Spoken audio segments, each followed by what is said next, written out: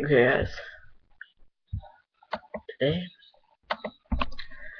I'm showing my reaction to creepypastas. I've never seen any of these creepypastas before, so.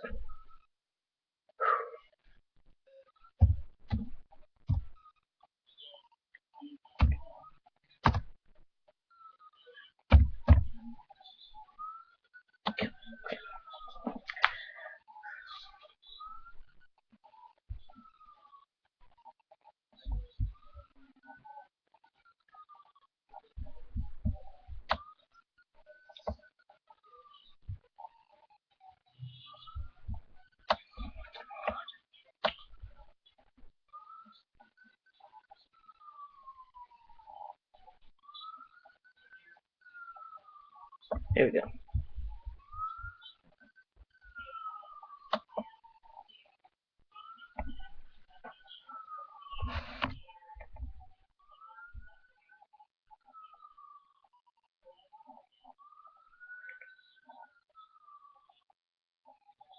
On a hot summer night, around 4:33 in the morning, as Jeff the killer took another victim, this time a young wife, and also leaving her husband with a massive skull fracture as a result of blunt force trauma. The only one to survive was the couple's 4-month-old baby that police had discovered. That confused me a little.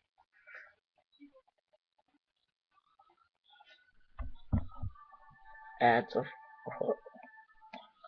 Pre-need cremation services will often offer additional. Okay.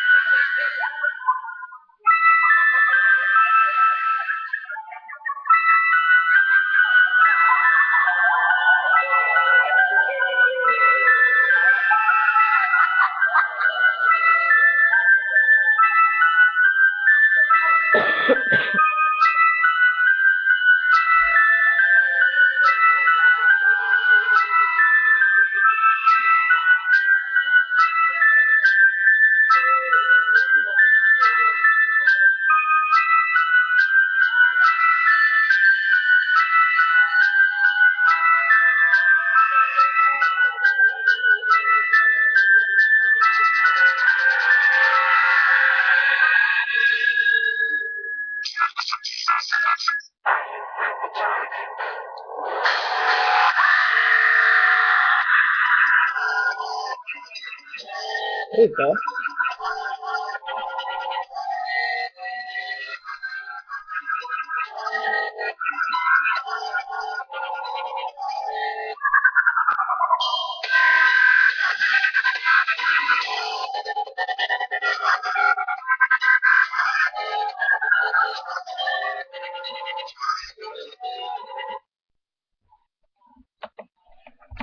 Okay.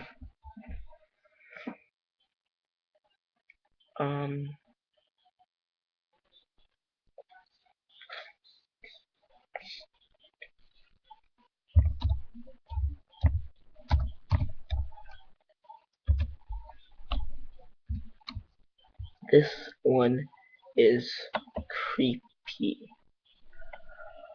I swear, this one is so fucking creepy.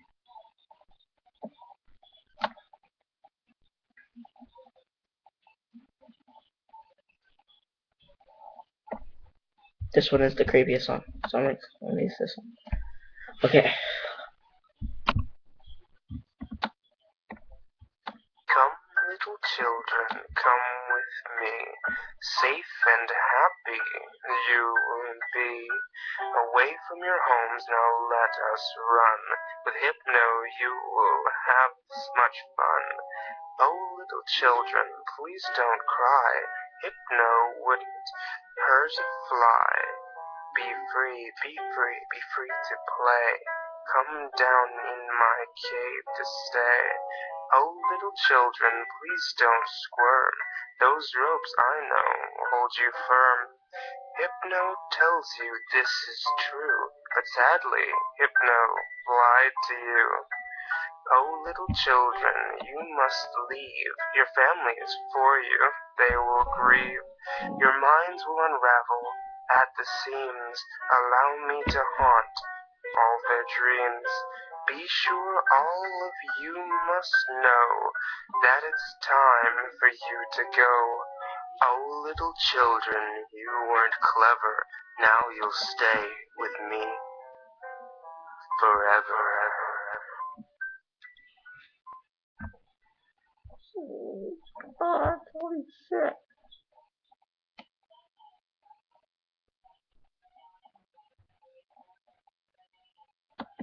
Oh God, no, son of.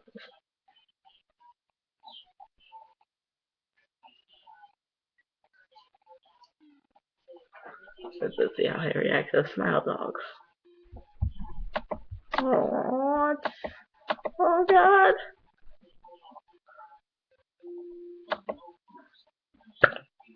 Oh, son of a bitch.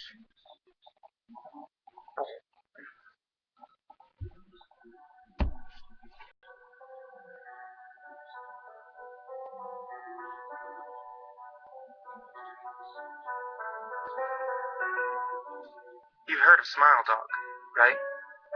That terrifying picture of a husky smiling in a demonic way? Yeah, that one.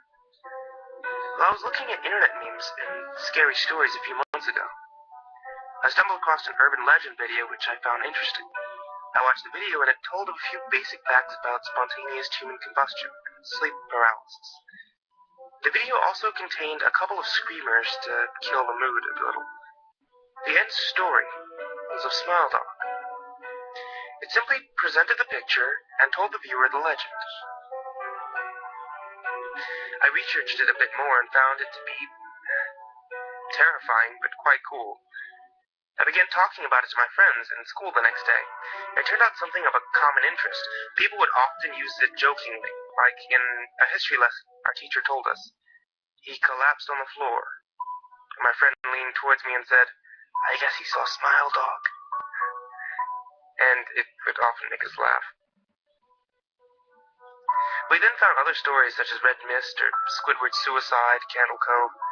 Then we dropped the subject of Smile Dog for a while after that. In our school, we often talked to this boy, and his name was Michael. He was a strange child, never spoke to us, and he would often keep to himself. He had no idea where he would be at lunchtime. He wouldn't be hanging out with us, but we found it not to be of our concern. He'd often leave lessons early to visit a hospital, as he was a rather sickly child. He told me only a few of his afflictions, the most noticeable being epilepsy, schizophrenia. He never showed signs of these, though. If he mentioned them, he would often laugh it off and dismiss them. He approached me one day and inquired about Smile Dog.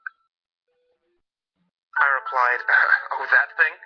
Yeah, it's obviously fake. Can I see it? I didn't save it or anything. But, just look it up, okay? I was busy with homework at the time, and when people try to talk to me, I'm rather irritable. He walked off without looking back. But I didn't see Michael the next day. He was supposed to be in a few of our lessons, but he wasn't there. Nobody, not even the teachers, knew where he was. It was after our first lesson, I was called into the headmaster's office. The headmaster sat me down in front of his desk and told me, your friend Michael has been instated to a mental institution. He apparently saw something scary and kept having visions of it. Have you any idea what that might be? And I immediately remembered Smile Dog. Yes, sir. The headmaster immediately brought up his computer, and I was faced with the Google search engine. I changed the search to images and typed in Smile Dog. I showed the headmaster the full, unedited image of Smile Dog. Oh my, he said, and told me that Michael would probably want to see me. He immediately arranged for transport for me to the mental institute. I entered the colossal building with the headmaster, where we were stopped by a doctor. He said, "Michael only wants his friend, I'm afraid." The headmaster gave me a bewildered look, and I said, "That's fine. I'll see you in a few minutes." I strolled down the large, intimidating corridor and reached room 204. The room had a padded floor, a wall, and a light. No windows except a minuscule viewing slot through the door. I walked in and almost vomited. Michael was lying face down in the middle of the room with his hands still gripped tight on his neck. He was dead. There was a hastily scrawled note left next to him. It was for me. Josh, I saw that Smile Dog picture that you showed me. It's everywhere. No matter what we do, it can't be stopped. It appears in the brightest moments of your life. It'll always be marching, never moving. It will not go away. Why did they have to put me in this room? Why do I have to be trapped in this godforsaken room? I had no escape. No matter how much I kicked off, the doctors wouldn't believe me. This was the only way out, I guess. But what if the dog is still there during death? When you're weak or incapacitated, I'll drag you down to hell from where it once came. This is the reality, Josh. Do not ever mention Smile Dog to anyone ever again. Sincerely, Michael. I pocketed the note and alerted the doctors. Upon further inspection of his body, his hand was blocking a horrifying, vicious bite into his neck. The teeth marks matched that of a dog's. A Siberian husky.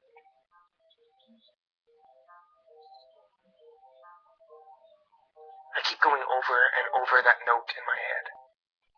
I can't believe it. He was such a nice boy, and I regret every bad thing I ever said to him.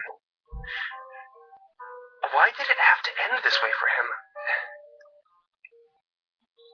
There's a small part in my head saying that I'm responsible, and another portion of my head believes that this is all just fake, and I should have been more aware of Michael's afflictions. The only trouble is, I'm running out of options to believe here. And I didn't know that schizophrenia was contagious. But I keep seeing that damn little dog in the corner of my eye everywhere I go. It's starting to get on my nerves. Wait a minute. Is that? No.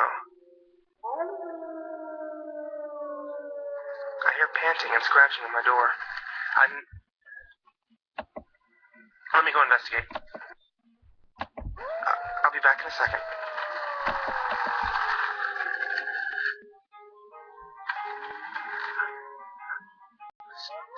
Spread the word.